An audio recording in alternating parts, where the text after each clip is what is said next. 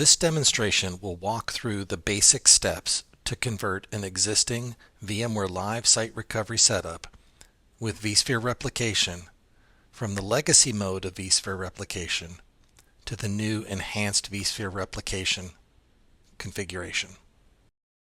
Notice the deprecation alert in the main panel of the user interface.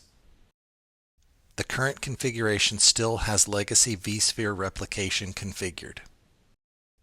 Note, you will not be able to upgrade to VMware Live Recovery 9.0.4 or later until all replications are configured with the new enhanced vSphere Replication. Let's work through the steps for this conversion. This reconfiguration example starts in the Site Recovery User Interface dashboard. Click on the Configure menu choice on the left to expose the setup options, and then click on Enhanced Replication Mappings submenu. To begin the setup, we will select Add Replication Mappings in the main view. In this example, we have two sites, London and Paris. The replication will be between the clusters or hosts associated with the data stores being mapped. Select the VI London DC1 site in the left side data store inventory, and select the VI Paris DC1 site in the right side data store inventory. Note that each site has more than one data store configured for use. For this example, we will set up enhanced replication for the vSAN data stores from each site. Select the VI London vSAN 01 data store as the source, and select VI Paris vSAN 01 target data store. With the source and target data stores selected, we see there are workload domain clusters connected with each of these data stores. Note, there are 3 hosts in each cluster attached to the selected vSAN data store at each site.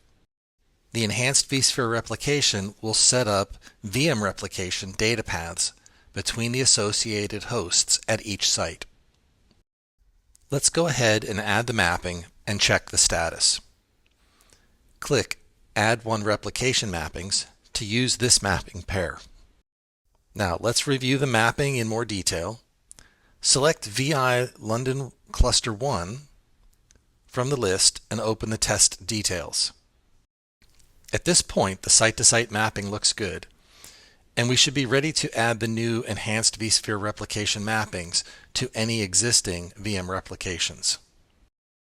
Navigate to the Replications setting for Live Site Recovery configuration from the top menu bar. In the next 2 steps, we will show the reconfiguration task through the UI for a single VM and for a group of VMs.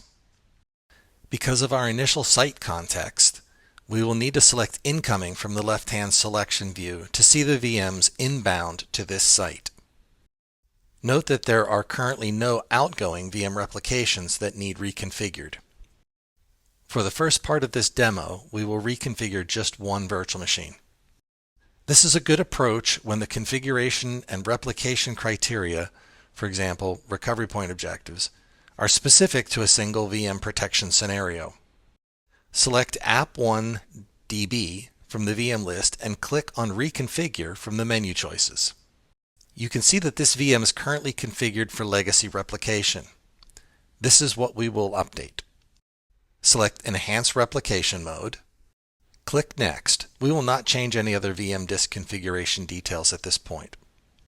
We can see that the connectivity tests have already been tested and passed.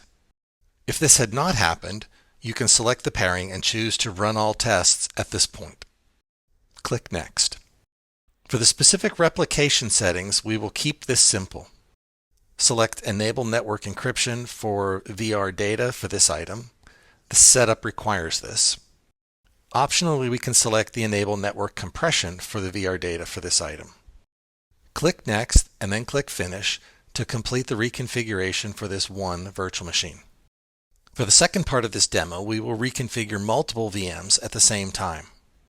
This is a good approach when the configuration replication criteria, for example, recovery points, are common over the selected set of virtual machines. Let's select the other 2 VMs already configured with legacy vSphere replication.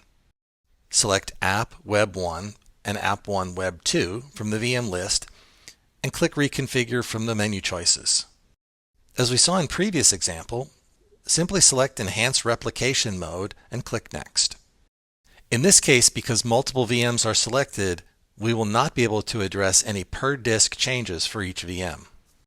As we did in the previous example, enable network encryption for VR data and enable network compression for VR data for these items. Click Next and then click Finish to complete the reconfiguration for these VMs. All looks good with reconfiguring the VMs. Notice the replication server field has been updated to reflect the ESX host from the cluster where the VMs are running. The last thing we will do is a manual sync on the replications and then review the site pair view to ensure we no longer have any legacy vSphere replication configured. Select all VMs in the VM list and click the Sync Now menu choice and click Yes. This will make sure all modified replication changes are working as desired. Revisiting the summary view for the site pair now shows that the legacy replication alert is no longer present. This configuration is set up for enhanced vSphere replication and can now be upgraded to the latest VMware Live Recovery Combined Appliance version 9.04 or later, with full support for VMware Cloud Foundation 9. Thank you.